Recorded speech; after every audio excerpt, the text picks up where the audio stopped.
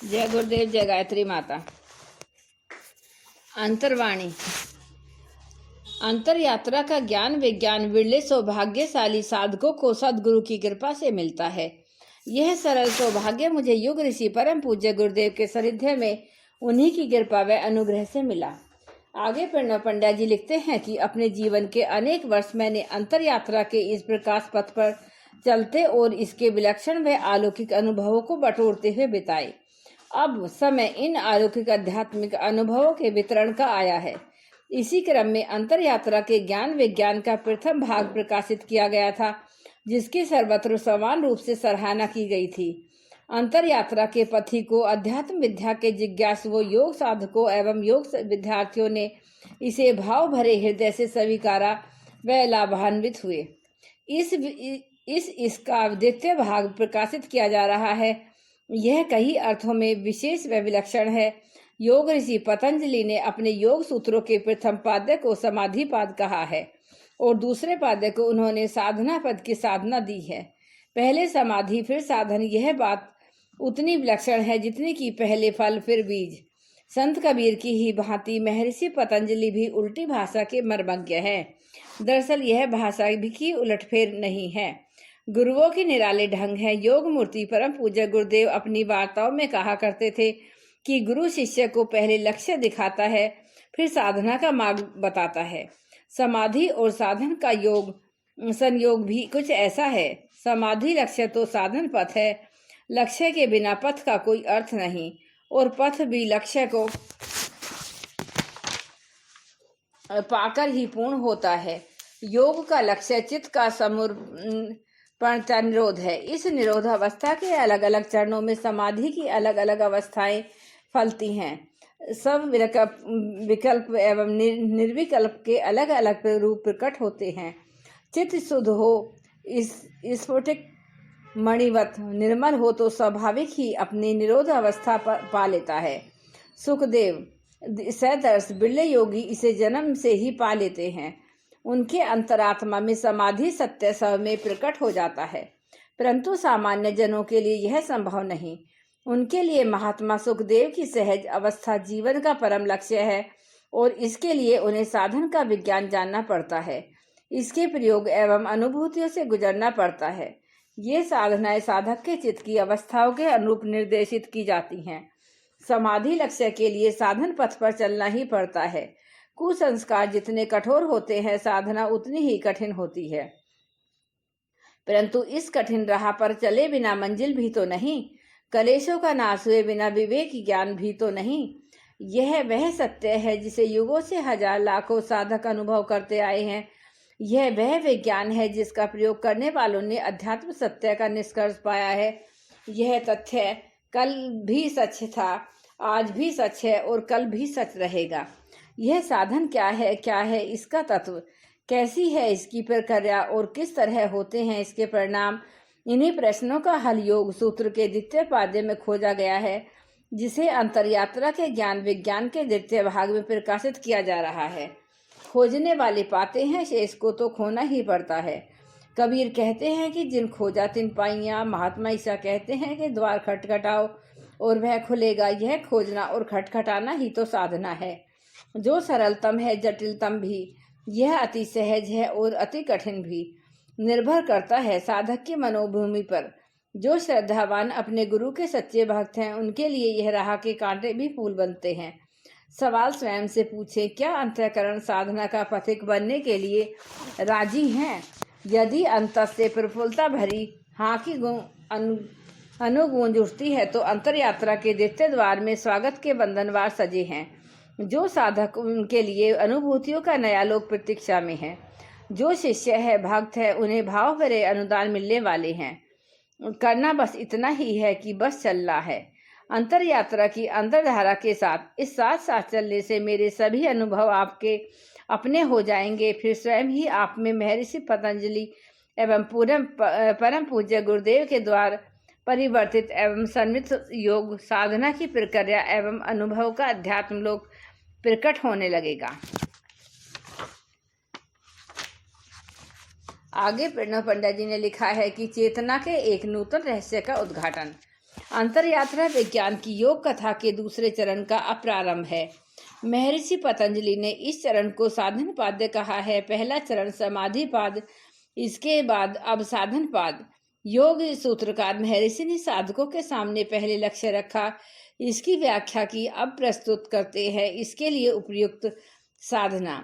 लक्ष्य स्पष्ट न हो तो साधना में प्रगाढ़ता और तीव्रता नहीं आ पाती। लघु अनुष्ठान करने वाले सामान्य साधक भी इस तथ्य से सुपरिचित हैं कि उन्हें अपनी अनुष्ठान साधना के पूर्व संकल्प करना पड़ता है।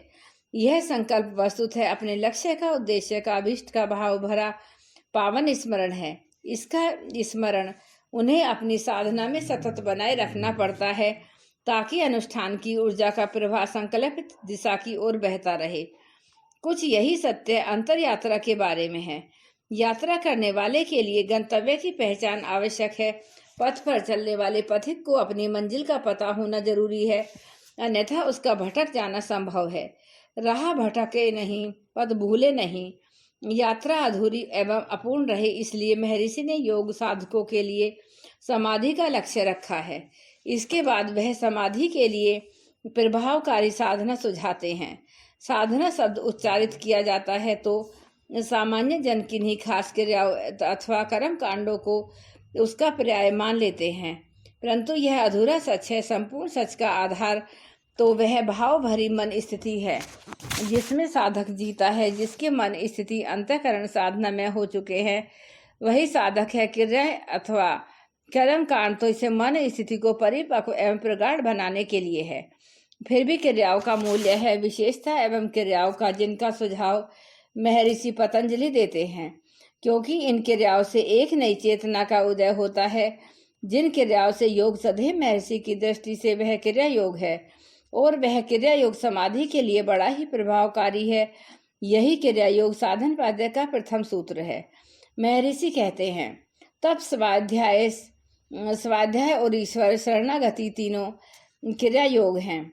महर्षि अपने सूत्र में योग की आधारभूत बातों को स्पष्ट करते हैं। इन आधारभूत बातों में पहली महत्वपूर्ण बात है तप। यूं तो तप बहुत प्रचलित है, पर इसके यहाँ अर्थ का बोध बिरलों को ही होता है। अधिकांश जन तो भ्रांति और भ्रमों की गलियों में भटके हुए दम तोड़ देते हैं। इन्हीं भ्रांति एवं भ्रमों में उनकी चेतना मूर्छित हो जाती है। परम योगी परम पूज्य गुरुदेव का जीवन तपोनिष्ठ था। अपने अनुभव की चर्चा में उन्होंने एक बार बताया कि सबसे पहले हमने अपनी मार्गदर्शक सत्ता के निर्देश से तप को स्वीकारा, उनके द्वारा बताई गई जीवन शैली एवं चिंतन शैली को अंगीकार किया, परंतु बाद में 24 वर्षों का पुरुषचरण अवधि पूरी होने के बाद हमें इससे लगाव हो गया। तप की प्रक्रिया में मन ऐसा जुड़ा कि समूचे जीवन इसे करने एवं अपनाने की ठान ली। यह तप आखिरकार है क्या? इसके उत्तर में परम पूज्य गुरुदेव कहते हैं कि दरअसल यह आध्यात्मिक जीवन शैली का दूसरा नाम है। जो तपस्वी होता है वह अपने संपूर्ण जीवन ईश्वर की साक्षी में जीता है। वह ऐसा कुछ भी नहीं करता और ऐसा कुछ नहीं सोचता जिसे अपने आराध्य की उपस्थिति में न किया जा सके। जो लोग केवल भूखे रहने को या फिर पानी अथवा धूप में खड़े रहने को तप का पर्याय मान लेते हैं, दरअसल वे भ्रमित है। तप तो सहज संयम है, वासना, तृष्णा एवं अहंता से पीछा छुड़ाकर प्रभु की ओर बढ़ चलने का नाम है। इस डगर पर जो शारीरिक एवं मानसिक पीड़ाएं होती हैं, तपस्वी उन्हें सहज भाव से सहन करता है। क्रिया योग का दूसरा तत्व स्वाध्याय है। स्वाध्याय का अर्थ केवल पुस्तकें पढ़ते रहना नहीं है। हाँ, श्रेष्ठ साहित्य के अध्ययन को स्वाध्याय की प्रक्रिया का एक आवश्यक चरण जरूर कहा जा सकता है। संतों ने कहा भी है, पढ़ने का सुफल है कि पढ़े हुए पर चिंतन मनन की प्रक्रिया चल पड़े, और चिंतन मनन की प्रक्रिया का सुफल विवेक का ज्ञान का जागरण है। विवेक का सुफल है हरि नाम में प्रीति हो, अर्थात भगवत भक्ति का जागरण हो।